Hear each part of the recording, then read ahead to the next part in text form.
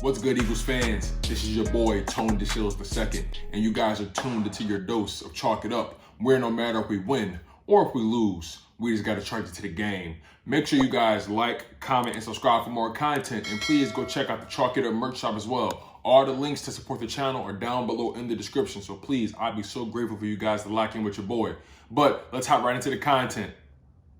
Now, I just saw a report, or I just saw an article about Justin Jefferson explaining that he was extremely happy that the Vikings chose him instead of the Philadelphia Eagles. And I got to be honest with him.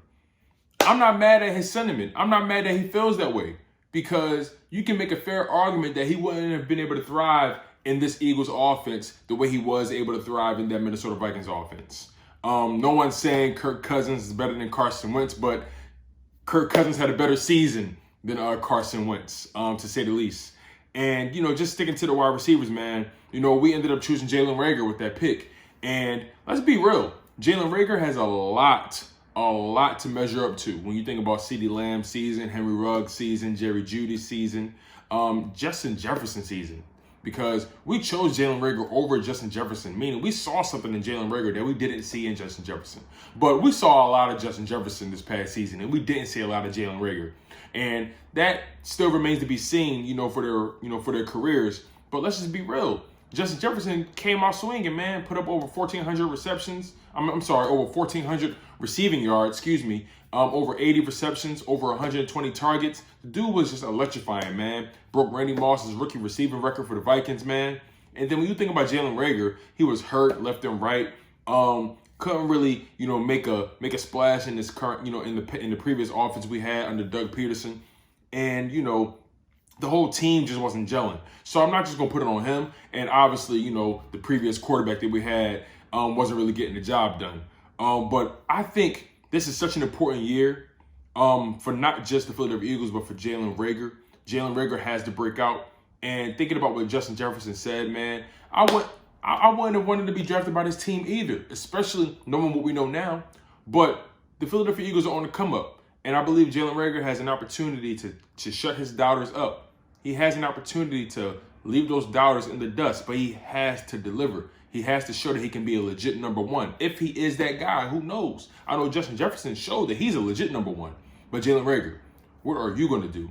And I'm not one to continuously compare guys' careers, because circumstances sometimes dictate outcome. Like I said, who knows if Justin Jefferson would have had the numbers he had with the Philadelphia Eagles as he did with the Vikings. Who knows if he would have developed the way he has, with the Vikings, with the Philadelphia Eagles. So it all remains to be seen, really. Just thinking about the numbers, man, for Jalen Reagor, only played in 11 games, had 31 receptions on 54 targets, 396 yards receiving, averaged a little over 12 yards per catch, and only had one touchdown. His longest catch of the season was 55 yards, and he accumulated 19 first downs on his first season. No fumbles, he didn't lose anything, and he also had a punt return for a touchdown. But Jalen Reagor has to step up this year. He has to break out this year. Nick Sirianni has to find a way to unlock this guy, to bring the best out of him. He's not your prototypical X or Z wide receiver. Maybe he's better utilized in the slot. We saw reports that he may be used there this coming season. But we have Greg Ward in the slot as well. So we never really know what may happen with Jalen Reagor. He's not going to be used on your typical go up and get it routes. You're not going to really put him in 50-50 ball situations, I don't think.